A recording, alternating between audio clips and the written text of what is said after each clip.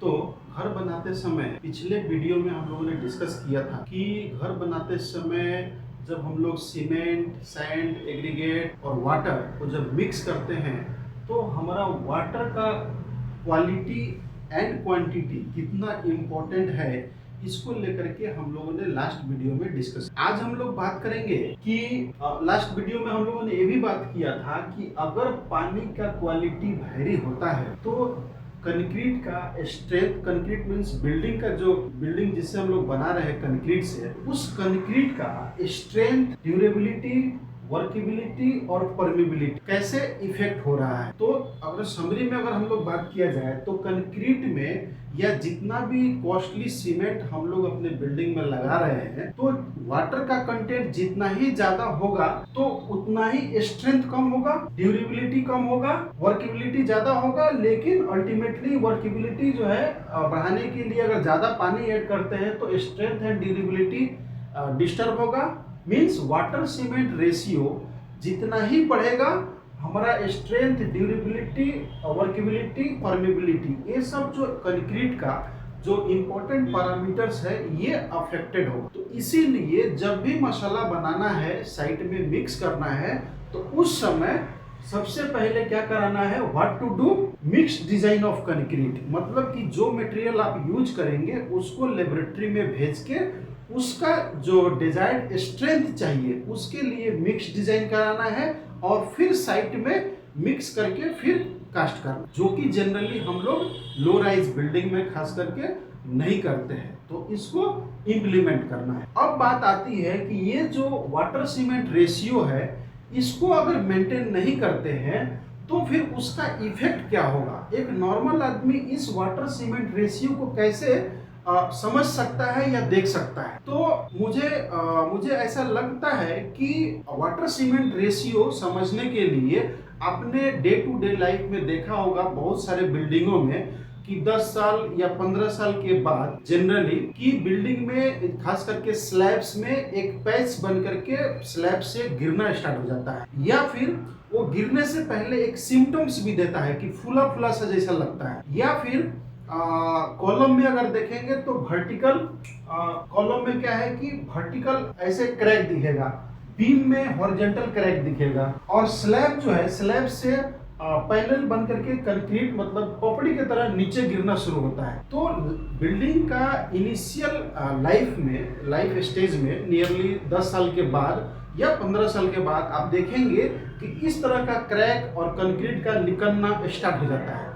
तो ये बेसिकली इस वाटर का जो हम लोगों ने बात किया था परमेबिलिटी के ऊपर में कि वाटर सीमेंट रेशियो अगर ज्यादा होगा तो परमेबिलिटी जो है कंक्रीट की वो कम हो जाएगी, मतलब कि कंक्रीट डेंस नहीं होगा। इस वजह से वाटर सीमेंट रेशियो को जो है उसको प्रायोरिटी देना है और वाटर का क्वालिटी एंड क्वांटिटी को जितना मिक्स डिजाइन में है उसके अकॉर्डिंग ही साइट में मिक्स करते समय उसको कंट्रोल करना है और प्रोवाइड करना है। तो अगर वाटर का अगर इफेक्ट देना है, देखना है कि वाटर को बढ़ाते हैं या ज्यादा करते हैं तो उसका इफेक्ट इमीडिएट नहीं दिखेगा, 10 से 15 साल के बाद आपको जनरली दिखना स्टार्ट हो जाएगा। उसके बाद से आप एक नॉर्मल अगर रिपेयर करते हैं तो वो फिर पैचेस गिरेगा और फिर से आपको रिपेयर करना है। इसके लिए अगर वैसा भी प्रॉब्लम है तो उसको बोलते हैं रिपेयर एंड रिहेबिलिटेशन। उसके लिए मार्केट में स्पेशल लोग हैं और उसके लिए कुछ स्पेशलाइज्ड मटेरियल आती है, उसको यूज करके फिर रिपेयर करना। तो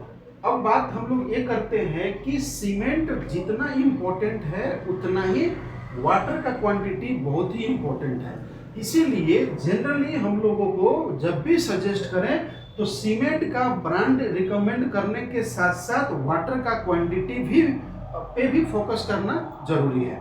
अब हम लोग बात करते हैं कि क्या केवल सीमेंट और लोहा ब्रांडेड कंपनी का लगाने से क्या हमारा बिल्डिंग स्ट्रॉन्ग, अर्थक्वेक रेसिस्टेंट हो जाएगा, ड्यूरेबल हो जाएगा? तो मेरा ओपिनियन है शायद नहीं, क्योंकि बिल्डिंग को हमेशा होलिस्टिक अप्रोच से देखना चाहिए। केवल बिल्डिंग का अगर बिल्डिंग प्लानिंग अगर बहुत बेस्ट है, अगर सॉइल टेस्टिंग, स्ट्रक्चरल डिजाइन या कंस्ट्रक्शन विथ क्वालिटी कंट्रोल के साथ नहीं किया गया तो फिर ऑब्जेक्टिव अचीव नहीं हो पाएगा। या फिर बिल्डिंग प्लानिंग किया, सॉइल टेस्टिंग किया, लेकिन स्ट्रक्चरल डिजाइन नहीं किया किसी कॉम्पिटेंट स्ट्रक्चरल इंजीनियर के द्वारा, फिर भी ऑब्जेक्टिव फुलफिल नहीं होगा।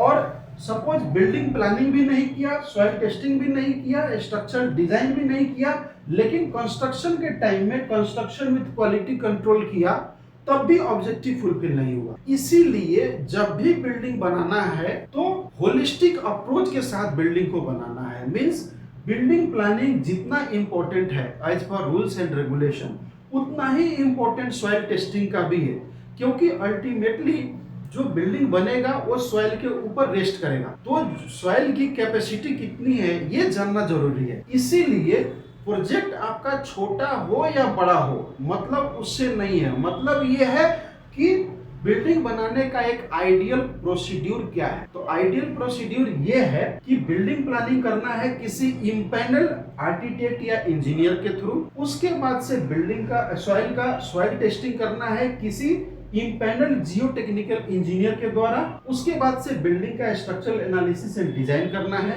किसी इम्पैनल कॉम्पिटेंट स्ट्रक्चरल इंजीनियर के द्वारा, एंड कंस्ट्रक्शन करना है विथ क्वालिटी कंट्रोल।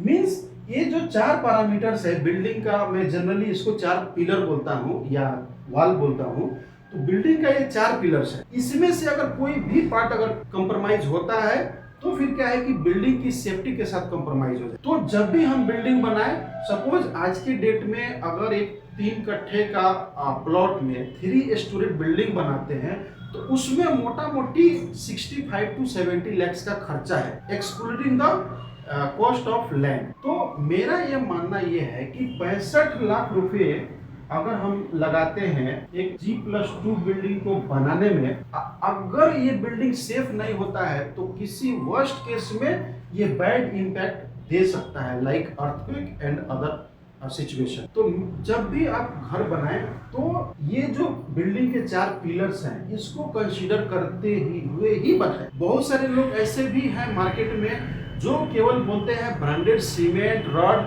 बोलते हैं लगाओ, लेकिन soil testing, structural design, construction with quality control, ये सब पैरामीटर्स को उतना कंसीडर नहीं करते हैं। तो अगर मैं इस अमाउंट को कंसीडर करूं, इतना अमाउंट अप्रोक्सीमेट लगता है, अगर लैंड कॉस्ट को भी इंक्लूड किया जाए तो नियरली 1 करोड़ या 1 CR के आसपास होता है। तो इतना पैसा लगाने के बाद अगर इस कॉस्ट का अगर 4 to 5% कंसल्टेंसी में अगर खर्चा करना पड़े, इसके लिए टेक्निकल सर्विसेज के ऊपर में खर्चा करके अगर हमको building safe, durable and earthquake resistant मिलता है, तो मुझे नहीं लगता है कि कोई इसमें कोई दूसरा बात है। तो जब भी कंस्ट्रक्शन करें, अपना सेफ्टी और टोटल अमाउंट कितना खर्चा कर रहे हैं उसको कंसीडर करते हुए जो कॉम्पिटेंट टेक्निकल लोग हैं उनका सर्विसेज लेकर के और फिर बिल्डिंग को कंस्ट्रक्शन कर। कभी भी बिल्डिंग को एक पैरामीटर से, एक नजरिए से, एक पैरामीटर से ना देखें कि मैंने ब्रांडेड सीमेंट लोहा लगा दिया तो बिल्डिंग हमारा बहुत स्ट्रांग हो जाए, ऐसा नहीं है। बिल्डिंग का proper planning, soil testing, structural analysis and design and construction के टाइम में क्वालिटी कंट्रोल, और कॉन्ट्रैक्टर जो होना चाहिए उसके पास स्किल्ड वर्कर होना चाहिए। तो ये जो पैरामीटर्स है, 4 जो बिल्डिंग के 4 पिलर्स जिसको मैं बोलता हूँ, ये बहुत ही इंपॉर्टेंट है। कभी भी एक पैरामीटर से बिल्डिंग को या एक नजरिए से नहीं देखना चाहिए। अगर देखेंगे तो फिर हमारा ये जो 65 लाख का जो इन्वेस्टमेंट हो रहा है, मोटा मोटी एक जस्ट आइडिया के लिए G+2 बिल्डिंग के केस में, तो फिर हमारा जो है बिल्डिंग या जो लोग उसमें रहते हैं उनकी लाइफ को रिस्क हो सकता है ड्यूरिंग अर्थक्वेक और एनी अदर सिचुएशन। तो अब बात आती है कि ये जो आर्किटेक्ट, जियो टेक्निकल, स्ट्रक्चरल इंजीनियर को हम कैसे मार्केट में सर्च करेंगे। तो आपके एरिया में जो भी म्यूनिसिपैलिटी या डेवलपमेंट अथॉरिटी है उसके वेबसाइट पे अगर जाएंगे तो हर एक म्यूनिसिपैलिटी या डेवलपमेंट अथॉरिटी में आर्किटेक्ट या इंजीनियर,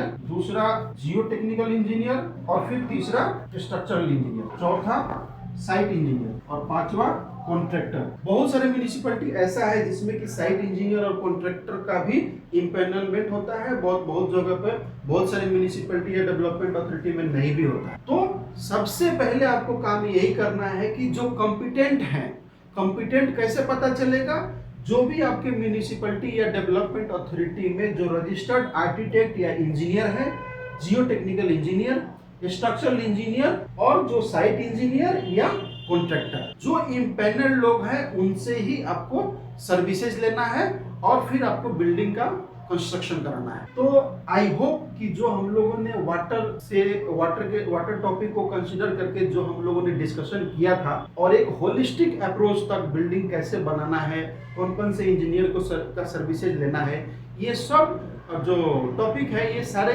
एस्पेक्ट को हम लोगों ने कवर कर लिया है।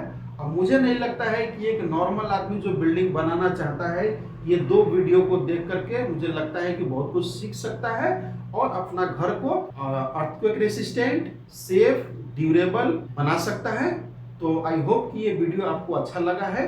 तो अच्छा अगर लगा है और इंफॉर्मेटिव है तो आप अपने रिलेटिव के साथ, अपने फ्रेंड के साथ और अपने सोसाइटी में इसको शेयर कर सकते हैं कि ज़्यादा से ज़्यादा लोग ये बिल्डिंग कैसे बनाना है इसको लेकर के अवेयर हो जाए। और एक नॉर्मल जो एक हम लोग जो बिल्डिंग बनाते हैं वो क्या अर्थक्वेक रेसिस्टेंट है कि नहीं है, इसके ऊपर में भी उनको आइडिया आ जाएगा कि उन्होंने बिल्डिंग अपना कैसे बनाया। तो शायद ये वीडियो देखेंगे तो उनको आइडिया आ जाएगा कि हमने जो बिल्डिंग बनाया है बिना सॉइल टेस्टिंग, बिना स्ट्रक्चरल इंजीनियर, बिना ये वाटर को कंट्रोल किए हुए, तो उनका बिल्डिंग कैसा बना होगा। तो आने वाले समय में उनका बिल्डिंग में क्या क्या प्रॉब्लम हो सकती है। तो थैंक यू सो मच।